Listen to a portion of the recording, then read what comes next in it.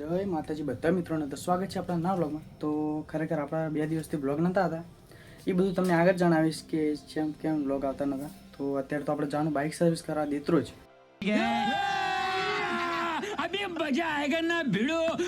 કેમ કે આપણું બાઇક 800 થી 900 કિલોમીટર હાલી ગયું। તો ચાલો પહેલાં સર્વિસ કરાવી દઈએ અને પછી તમને બધું રસ્તામાં જણાવું। તો આપણું બાઇક હાલી ગયું 830 કિલોમીટર જો તમે है ना। तो चलो આપણે હવે જઈએ। તો બાઇક પડ્યું બહાર ને આપણે આવી ગયા માં શક્તિના દર્શન કરવા, કેમ કે કોઈ બી હારા કોમી જાય ને તો પહેલાં માં શક્તિના દર્શન કરવા પડે એટલે।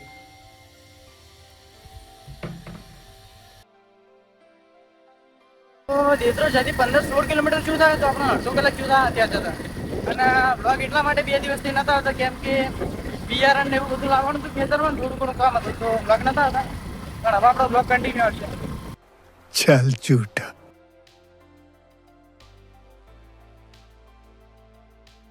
તો સાલું ખરેખર એવું અંધારીને જો વરસાદ આવી જાય તો મારી પથારી ફરી જવાની,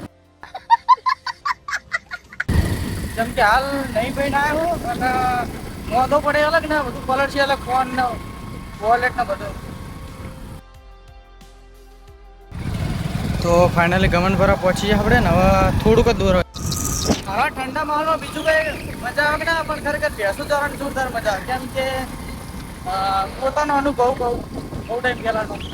वही बात आ जाएगी, जो गरीब हो ना आदमी, यो साला अपनी आदत से गरीब हो।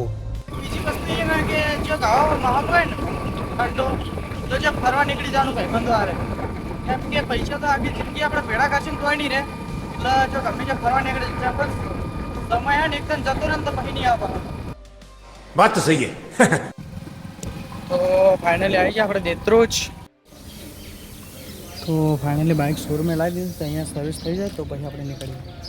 તો ફાઇનલી આપણું બાઇક તો સર્વિસ થઈ ગયું, તો ચાલો અને ધોરાઈ દઈએ, એટલે વાંકાન સર્વિસ સ્ટેશન નહીં તો ચાલો ત્યાં જઈને ધોરાઈ દઈએ ને પછી જે આપણે લાઇટ બિલ ભરે। ફાઇનલી દ્વારકેશમાં આવી ગયા, તો બાઇક થઈ જાય વોશ થોડી વાર પછી, અત્યારે તો ખરાબ લાગે પણ બાઇક ધોરાઈ જાય ને પછી લાગશે જોવું।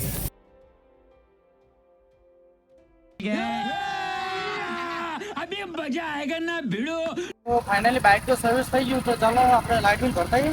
તો લાઇટ બિલ ઓનલાઈન કરી નાખે પણ ખાતામાં પૈસા નતા નાખી, अबे साले। તો લાઇટ બિલ પહેલાં ભરતા આવીએ પછી જઈએ ઘરે શાંતિ। તો લાઇટ બિલ ભરવા તો આવી ગયા, તો ચાલો લાઇટ બિલ ભરી દઈએ। ખરેખર જેનો બીક ડર હતો ને જ થયો, વરસાદ ચાલુ થઈ ગયો। તો લાઇટ બિલ તો ભરી ગયું, તો ચાલો હવે જઈએ ઘરે, પણ સારું વરસાદ હેરાન ના કરે, સારું ને લોચા વાગવાના। તો ખરેખર આપણે સ્પ્લેન્ડરની સર્વિસ કરી પણ કોઈ સર્વિસ આપણને કોઈ ઠીક ના લાગી।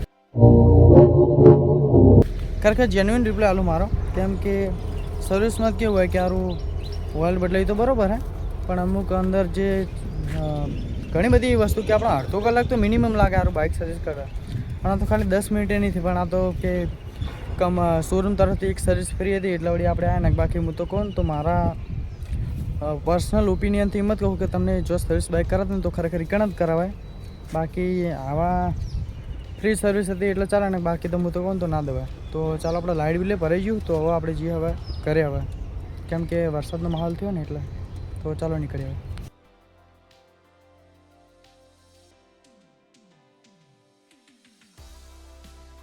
તો ફાઇનલી આપણે આવી ગયા ઘરે, અને ખરેખર મિડલ ક્લાસ વ્યક્તિની વાત કરું તો એના માટે પોતાનું જે બાઇક હોય ને બાઇક નહીં પણ પોતાનો જીવ હોય, સાચું કહું।